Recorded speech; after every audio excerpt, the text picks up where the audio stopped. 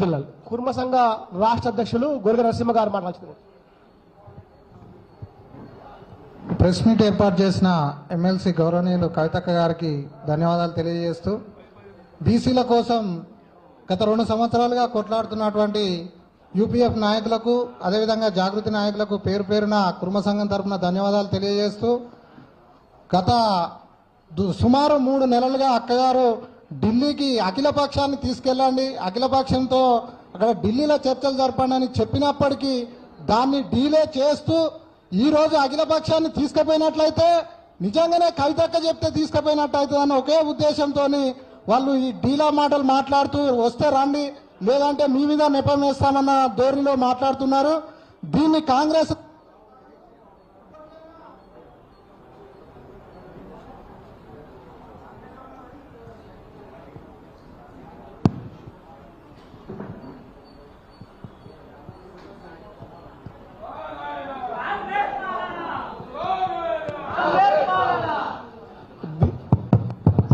ఇప్పటి వరకు కవితక్క 3 రోజుల నిరాహార దీక్ష తర్వాత ఆ 3 రోజుల ఆకలితో కాలిక అవతారం ఎత్తకముందే మన బీసీ బిల్లు పాస్ చేయనట్టయితే ఆ తర్వాత ఉద్యమ రూపం వేరుంటుంది. ఖబర్దార్ కాంగ్రెస్ నాయకులారా, బీజేపీ నాయకులారా, ఇప్పటికైనా యావత్ బీసీ సంఘాలన్నీ కవితక్క అడుగుజాడల్లో నడవడానికి సిద్ధంగా ఉన్నాయి. కొందరు పార్టీలకు లొంగి కావచ్చు, కొంత వెనుక ముందు అయినప్పటికీ పరోక్షంగా అందరూ ఈ రోజు కవితక్క ఆధ్వర్యంలో పనిచేయడానికి సిద్ధంగా ఉన్నారు.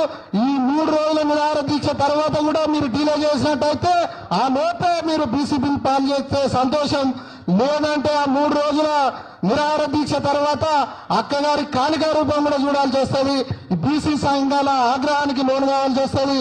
కాబట్టి వీలైనంత తొందరలో ఈ బీసీ బిల్లును పాస్ చేయాలని తెలియజేస్తూ ఈ అవకాశం ఇచ్చిన పెద్దలందరికీ పేరు పేరున ధన్యవాదాలు తెలియజేస్తున్నాం. ఇప్పుడు రజక సంఘాల సమైక్య గౌరవ అధ్యక్షులు